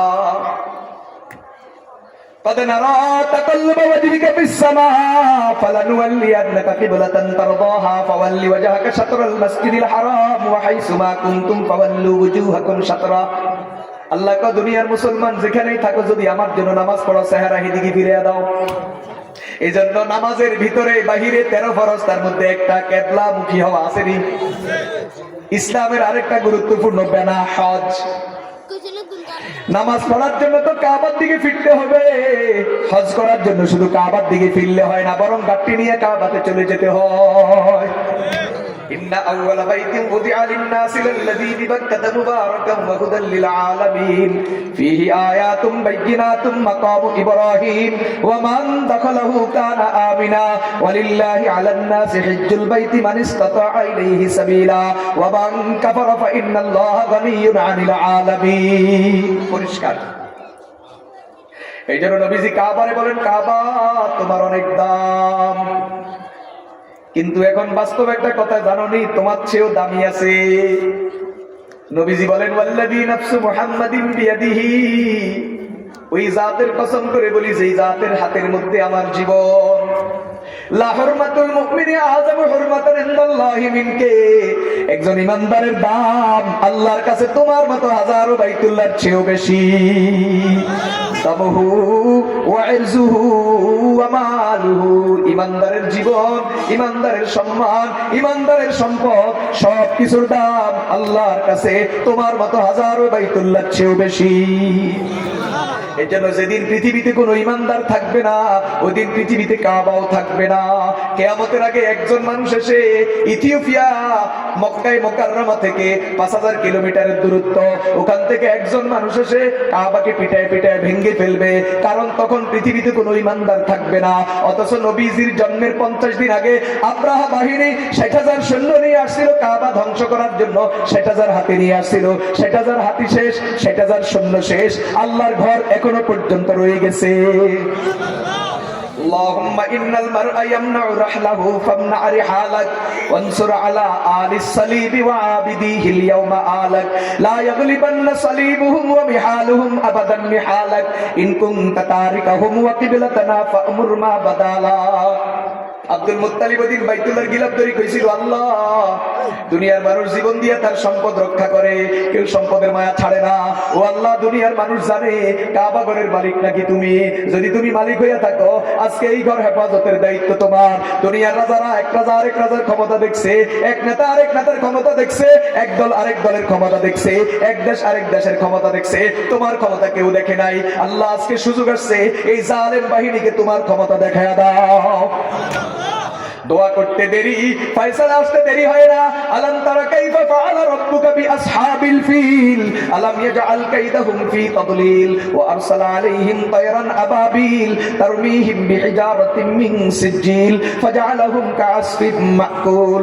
ছোট ছোট পাখি মুখে করে পাথর নিয়ে আসছে, পায়ে করে পাথর নিয়ে আসছে, পাথরগুলা জায়গা বরাবর ছেড়ে দেয়। প্রত্যেকটা ছন্নের মাথার খুরি ছিদ্র হইয়া পেটের নাড়ি বুড়ি কাটিয়া পায়খানার রাস্তা দিয়ে বেরিয়ে যায়। হাতির উপরে বসা হাতিগুলাও শেষ হয়ে যায়। ৬০,০০০ সৈন্য শেষ, ৬০,০০০ হাতি শেষ, ধ্বংস হয়ে গেছে, আল্লাহর ঘর রয়ে গেছে। অথচ আমার নবীজি বলেন, বুখারীর বর্ণনা, ইউখাররিবুল কাবাতা যুসওয়াইবাতাইনি মিনাল হাবশা, কিয়ামতের আগে ইথিওপিয়া থেকে মাত্র একজন মানুষ আসবে, একজন এসে পিটায় পিটায় বাইতুল্লাহ ধ্বংস করবে, বাইতুল্লাহর সম্পদ লুটপাট করে নিয়ে যাবে, কেউ বাঁচানোর জন্য আসবে না, আল্লাহ আবাবিল পাঠাবে না। মুহাদ্দিসিন লেখেন, হাফিজ ইবনে হাজার আসকালানী শরহে বুখারী ফাথুল বারীতে লেখেন, কারণ তখন পৃথিবীতে আল্লাহ বলনেওয়ালা, লা ইলাহা ইল্লাল্লাহ বলনেওয়ালা কোন ইমানদার দুনিয়াতে থাকবে না। ইমানদার যখন নাই, কাবা থাকার কি দরকার? ইমানদারের দাম কাবার চেয়েও বেশি। কাবা ঠিকই আছে কারু সিলাই, বলেন কারু সিলাই। আল্লাহ, ইমানের দাম বুঝছেন? আল্লাহ আমাদেরকে ঈমান বুঝার তৌফিক দান। প্রিয় ভাইয়েরা আমার, টার্গেট শেষ করিয়াও শেষ করতে পারতেছি না। জাররা বুঝেননি? জাররা, কোরআন শরীফে জাররা শব্দ আছে, হাদিস শরীফও আছে। জাররা শব্দের অর্থ, জাররা বলা হয় পরিমাণে এত ছোট, যার অস্তিত্ব আছে কিন্তু এত ছোট, যেই ছোটর কারণে এটার ওজন বের করা যায় না, পাল্লায় দিলে ওজন আসবে না। যেমন আপনারা যে বসে আছেন, যে কার্পেট বিছান, আপনারা উঠে যাওয়ার পরে কার্পেটটাকে যদি ধরি এভাবে কি করেন, ঝাড়া দেন, ধুলাবালি বের হবে। ওখান থেকে বালু একটা নিয়ে পাল্লায় তুলিয়ে কত গ্রাম হবে? এটার নাম জাররা। এটার নাম কি? আমার নবীজি বলেন, জাররা ঈমান নিয়ে যদি কেউ মরে, আল্লাহ তার 10 দুনিয়া জান্নাত দিবে। জাররা ঈমানের দাম যদি 10 দুনিয়া জান্নাতে, 100 গ্রাম ঈমানের দাম কত? 1 কেজির দাম কত? 1 মনের দাম কত? যার ঈমান পাহাড় পরিমাণ, তার দাম কত? এজন্য আল্লাহ তাআলা পবিত্র কোরআনে পরিষ্কার বলছে, ঈমানদার, ঈমান বেচবা তুমি, কিনুম আমি। কে বলতেছে? তুমি বেচবে, আমি কিনুম। দাম কত জানো নি? দাম হলো জান্নাত, 1 জাররা 10 দুনিয়া। এজন্য আল্লাহর কোরআন পরিষ্কার বলে, ইন্নাল্লাহা আশতারা মিনাল মুমিনিনা আনফুসাহুম ওয়া আমওয়ালাহুম বিআন্না লাহুমুল জান্নাহ। আল্লাহ আমাদেরকে কবুল করে। আমিন। 1 ঘন্টা খেয়াল করছিলাম, এখন 1 ঘন্টা 25 মিনিট। কথা বুঝে আসছে? আল্লাহ তাআলা আপনাদেরকে কবুল করে। আমিন। আমার জন্য দোয়া করবেন, আমিও আপনাদের জন্য দোয়া করি। আয়োজক কমিটি, মাহফিলের সভাপতি, সেক্রেটারি, আয়োজক, সর্বস্তরের শ্রোতা, বক্তা, এলাকাবাসী, যে যেভাবে সহযোগিতা করেছেন, আল্লাহ সকলকে মাফ করুন। আমিন। এই কোরআনের বাগান দরকার আছে না? আছে। সামনে চলবো না, বন্ধ হয়ে যাবে। সবকিছু পরিবর্তন হবে, কেউ আসবে কেউ যাবে, কিন্তু কোরআনের মাহফিল, কোরআনের বাগান ইনশাআল্লাহ। আল্লাহ সবাইকে কবুল করুন। আমিন। যে সবাই একটু সারিবদ্ধ হয়ে বসে যান, সিরিয়াল নামাজের মতো করে বসে যান, এদিকে ফিরে বসেন, অসুবিধা নাই। আপনাদের জন্য সামান্য একটু আয়োজকদের পক্ষ থেকে একটু হাতিয়ার ব্যবস্থা, তাবারক। আমরা সবাই স্বতঃস্ফূর্তভাবে অংশগ্রহণ করবো, স্বতঃস্ফূর্তভাবে বরকত মনে করে খাবো। আল্লাহ তাআলা কবুল করেন।